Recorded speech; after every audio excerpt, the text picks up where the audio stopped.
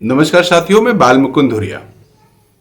आज बंगाल की हिंसा राजनीतिक बहसों में है। बंगाल में पंचायत चुनाव था और पंचायत चुनाव में इस तरह से हिंसा हुई कि करीब 20 के आसपास लोगों की मौत हो गई। कोई खबर 14 बता रहा है, कोई उससे ज्यादा बता रहा है, तो नियर अबाउट 14-15 लोगों की मौत की खबर है। और इसको लेके भारतीय जनता पार्टी का जो पूरा इलेक्ट्रॉनिक तंत्र है वो ममता बनर्जी को घेरने के लग गया है। तो ये सही बात है और ये बहुत ही नैतिक बात है कि बंगाल में पंचायत चुनाव में जो हिंसा हुई है उसकी संपूर्ण जिम्मेदारी ममता बनर्जी पे है। उनको इसको कंट्रोल करना चाहिए था, ये नहीं होने देना चाहिए था, और इसमें वो फेल रही और इस तरह की हिंसा हुई। लेकिन बंगाल में हुई इस हिंसा को जानने के लिए बंगाल के पॉलिटिकल कल्चर को जानना बहुत जरूरी है। बंगाल में बम कल्चर हमको लगता है पूरे देश से सबसे ज्यादा डिफरेंट है। वहां चुनावों में हिंसा और पॉलिटिकल घेरेबंदी पूरे देश से डिफरेंट है। वहां इसके पहले जब वामपंथी सरकारें हुआ करती थी वहां पर, तो पूरे स्टेट में क्लब सिस्टम था और क्लब बना के वही सीपीएम के या सरकार के पॉलिटिकल एक्टिविस्ट अपना एक ग्रुप बनाया रहते थे, और चाहे उसको ब्रांच कमेटी कह लीजिए चाहे क्लब कह लीजिए, पूरे इलाके पे उसका होल्ड रहता था। और फिर वो हर किस्म का काम चुनाव संचालन से लेके सरकारी योजनाओं को इम्प्लीमेंट से लेके पुलिस प्रशासन या प्रशासन को टैकल करने से लेकर सब कुछ काम करीब करीब वही किया करती थी। ममता बनर्जी जब कांग्रेस से अलग होके अपना समूह खड़ा करने लगी तो एकदम उसके पैरेलल इन्होंने खड़ा किया, और पूरे बंगाल में कम से कम इस दौर में उस सीपीएम के क्लब सिस्टम को रिप्लेस करके टीएमसी का क्लब सिस्टम पूरा बन गया है। बंगाल में जो भी पॉलिटिक्स करेगा और सत्ता में जाने की दिशा में आगे बढ़ेगा उसको ये काम करना पड़ेगा। अब ममता बनर्जी जी का जितना भी इसमें गुनाह है वो नहीं कर पाई, उनकी नैतिक जिम्मेदारी है और वो इसके लिए दोषी हैं। सब कुछ के बावजूद ये हिंसा होने का सबसे मूल कारण है कि भारतीय जनता पार्टी अब उसी स्टेप को अपने लिए यूज कर रही है। कल को जो टीएमसी ने सीपीएम के खिलाफ अपना टीम खड़ा करके किया था, आज भारतीय जनता पार्टी उसी तरह का एक खड़ा कर रही है। ये अलग बात है कि टीएमसी के लोग कह रहे हैं कि बंगाल में हमारी सरकार है, कोई हमारा क्या कर लेगा, तो बीजेपी के लोग कह रहे दिल्ली में हमारी सरकार है, तुम हमारा क्या कर लोगे। बेसिक बात यहां है। और भारतीय जनता पार्टी का एक चरित्र है पूरे देश में, जहां पर वो विपक्ष में है वहां पर वो साम दाम दंड भेद करके विपक्ष में बने रहने का पूरा प्रयास एग्रेसिव तरीके से करती है। हर उस स्टेट में दंगे आप देख सकते हैं जहां पर भाजपा नहीं है सरकार में, और जहां भाजपा की सरकार है वहां दंगे आप नहीं देख सकते हैं। जहां भाजपा की सरकार है वहां भाजपाइयों की गुंडई का स्तर है कि खड़े खड़े लोगों पे पेशाब कर दिया जा रहा है।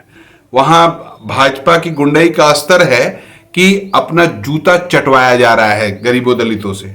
और जहां नहीं है फिर वहां पर डेमोक्रेटिक है, वहां पर फिर एकदम न्याय के लिए जान ले लेंगे जान दे देंगे वाली स्थिति में खड़े रहते हैं। तो बेसिक फंडा इनका है कि स्थापित सरकारों को डिस्क्रेडिट कैसे करें, उनके कार्यकर्ताओं का मनोबल कैसे तोड़ें, उनके फोर्सेस को कैसे अपने भीतर समाहित कर लें।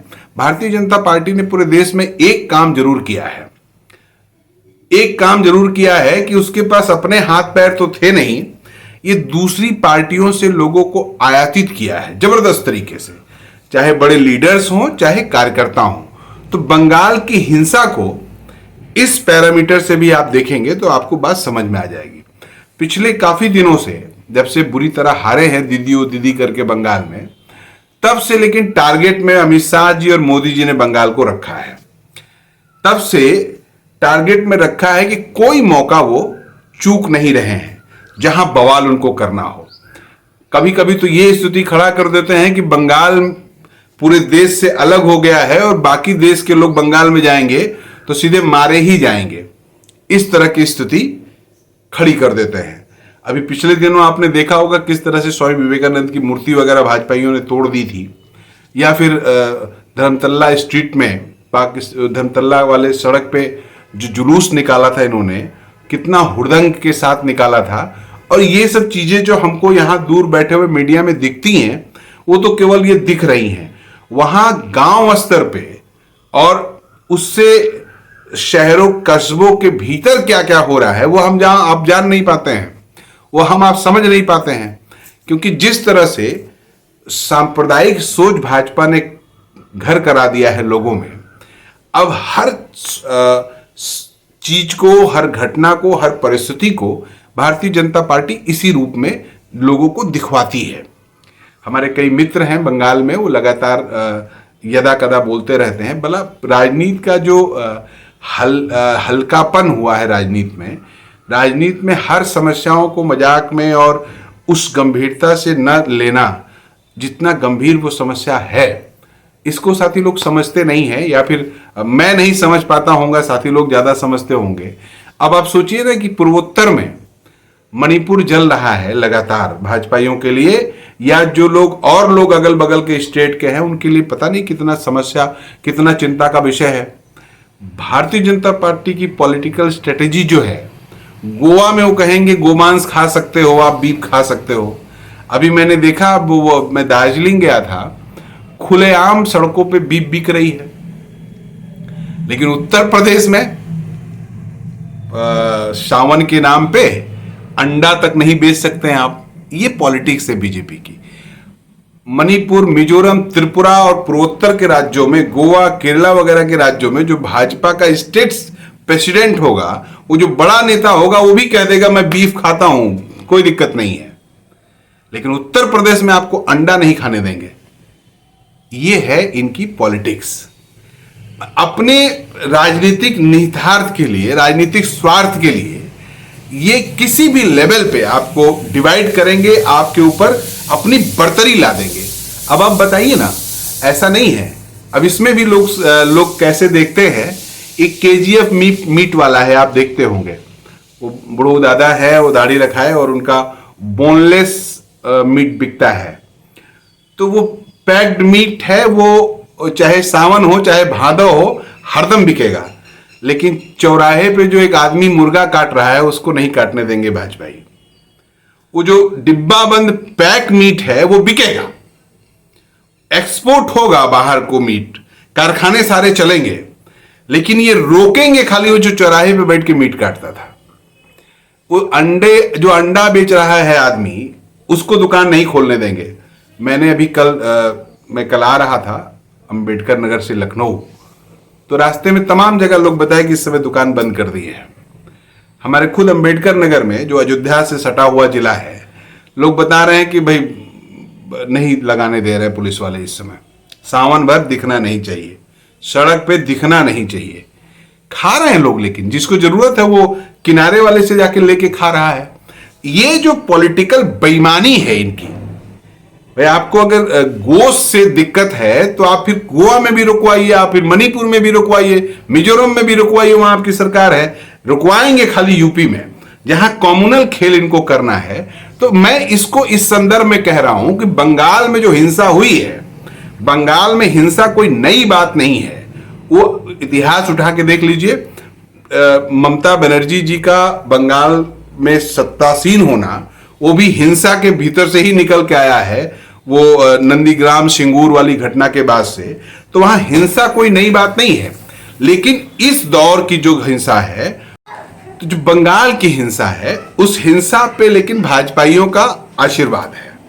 और कहीं ना कहीं अपने रूटीन हिंसा वाले दौर में भाजपाई थॉट का और भाजपा के सत्तासीन होना बीजेपी की बंगाल के पॉलिटिक्स में इंटरफेयर का एक बड़ा मसला है। आपको याद होगा जब अखिलेश की सरकार उत्तर प्रदेश में हुआ करती थी, अखिलेश जी मुख्यमंत्री हुआ करते थे, तो पूरा पश्चिम आग लगा रहता था। वो कैराना, वो मुजफ्फरनगर, वो ये वो पूरा गिदर मचाए हुए थे। आज देखिए मामला शांत है, चीजें नहीं बदली हैं। जो लोग दंगा कर रहे थे, जो लोग बदमाशी कर रहे थे, जो लोग हुड़दंग कर रहे थे, आज वो सरकार में हैं। आज उनको कमीशन सेट करने और अपनी बर्तरी करने से फुर्सत नहीं है। आज वो सब चीज डाइल्यूट है। कल को फिर जब दूसरे की सरकार आएगी तब उस समय इनको कमीशन खोरी और लूट और ये सब दलाली से फुर्सत मिला रहेगा। तब कहेंगे भी दंगा दंगा खेल लिया जाए, तो फिर सरकार आएगी, फिर वो सब करेंगे, फिर दंगा दंगा खेलेंगे। ये समझना होगा। ये अगर नहीं समझिएगा तो देश का तो बेड़ा गर्क मानसिक स्तर पे कर ही दे रहे हैं लोग। मानसिक स्तर पे सारी चीजों से हटके बस हिंदू मुसलमान के बाहर जाने नहीं दे रहे हैं। हमारी आपकी सोच समझदारी बना दिए हैं। इससे निकलना होगा, तभी देश बचेगा। नहीं तो देश के लिए अच्छे दिन सपना का सपना ही रह जाएगा। आप भी जरा सोचिएगा। नमस्कार।